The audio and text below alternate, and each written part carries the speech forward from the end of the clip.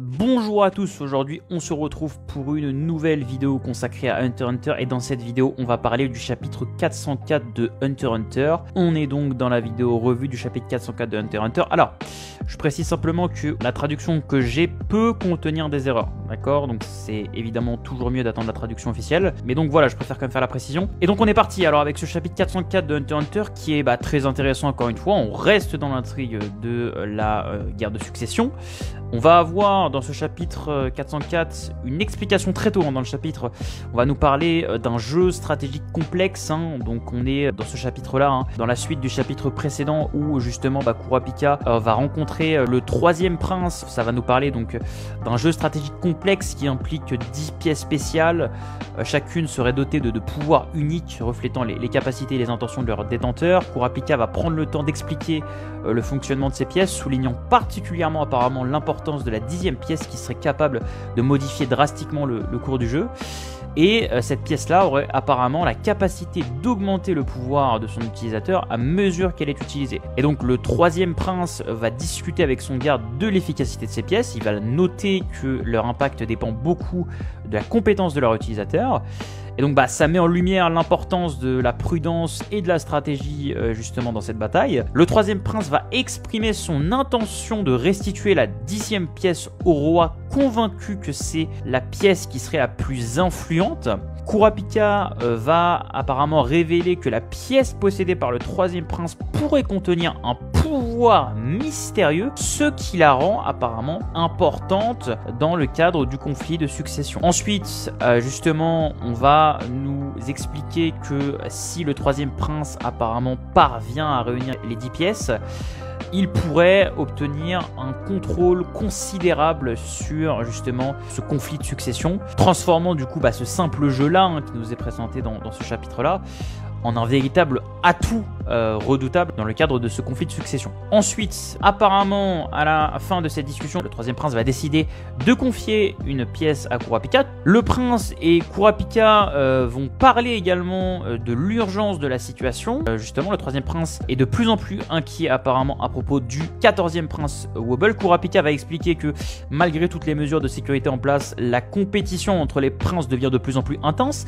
et certains pourraient déjà préparer des actions secrètes pour prendre l'avantage. Ensuite, on va avoir quelque chose de très intéressant et important dans le chapitre puisqu'on va voir Cheadle et on va revoir aussi un personnage qu'on n'avait pas vu depuis longtemps, c'est Leorio qu'on revoit dans ce chapitre-là. C'est vrai que ça fait toujours plaisir quand on voit un personnage aussi important dans l'œuvre et qu'on n'avait pas vu depuis un petit moment. Bon, on le voit simplement dans le chapitre, Leorio. Je crois pas qu'il occupe de rôle particulier, mais en tout cas voilà, on le voit et en gros, de ce que j'ai compris, il est avec du coup Cheadle et Cheadle va enquêter en fait sur le mystérieux coma du 9e prince, un état inexplicable auquel apparemment aucun traitement ne semble réagir. Et du coup cette situation là en fait c'est un mystère total en fait pour justement les personnes à bord qui se demandent en fait qu'est-ce qui se passe. Et nous en tant que lecteurs on se doute que c'est lié évidemment à l'utilisation du pouvoir d'Halkenberg au chapitre précédent quand il a pris le contrôle de Balsamico. Et dans ce chapitre là on a la confirmation encore une fois de ça, on l'avait déjà au chapitre précédent mais on a la confirmation que Halkenberg contrôle en fait Balsamico. Ensuite on va avoir, et c'est assez intéressant parce qu'en fait on voit Balsamico avec en arrière-plan un très grand visage d'Halkenberg pour bien montrer le fait que mentalement entre guillemets c'est lui qui vraiment contrôle tout.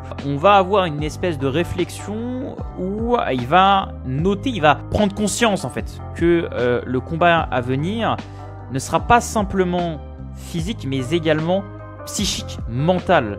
On va avoir également dans ce chapitre, et c'est intéressant, une explication sur le pouvoir, sur la capacité de Halkenberg. On va nous expliquer que Halkenberg utilise une capacité qui force un échange de personnalité entre lui et un membre de son groupe. Donc ça, évidemment, on savait justement, on connaissait un peu la capacité de Halkenberg, mais pas dans le détail. Et là, on apprend des choses intéressantes puisqu'on va nous expliquer justement, notamment, l'effet de la flèche de Halkenberg. Lorsqu'il active son pouvoir, une personne au hasard parmi ses partisans est sélectionnée et la conscience de cette personne est échangée avec celle de la cible de la flèche. Ainsi, les deux personnes échangent leurs pensées et leurs esprits, tandis que leur corps reste inchangé. On va nous expliquer qu'une fois que les personnalités sont échangées, seule une des deux consciences reste éveillée à la fois. La priorité est donnée à la personne qui a activé la capacité, donc celle qui est touchée par la flèche.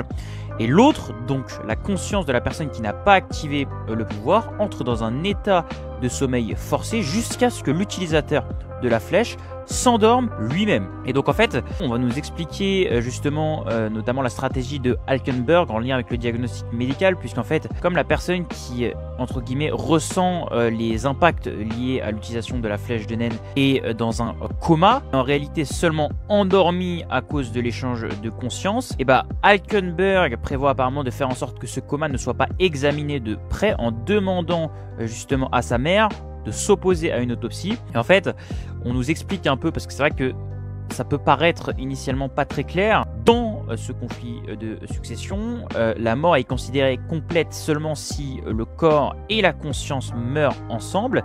Et on va nous expliquer que, en fait, du coup, Halkenberg va utiliser cette capacité pour manipuler et protéger son camp en jouant en fait sur les règles ambiguës du concours de succession, où l'état de coma peut être perçu comme la mort tant qu'une autopsie n'est pas pratiquée pour prouver le contraire. Dans le même sillage, on a un petit peu la suite dans ce chapitre de la conversation téléphonique entre le prince B et Balsamico, du coup contrôlé par Halkenberg.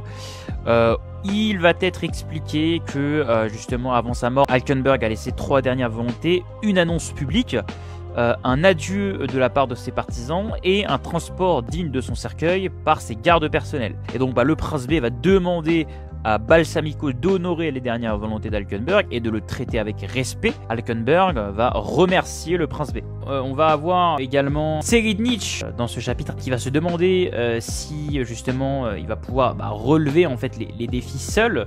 Son garde va lui rappeler que sa préparation, sa perception, le fait que voilà, entre guillemets, il a un temps d'avance à chaque fois sur tout le monde, le distingue, toutes les qualités qu'il a en fait le distingue des autres, et que entre guillemets voilà, il lui fait comprendre que voilà, il a de quoi être rassuré parce que lui il a entre guillemets un temps d'avance, il est très fort voilà, dans l'analyse, dans la compréhension de ce qu'il peut y avoir dans le cerveau des autres princes, etc.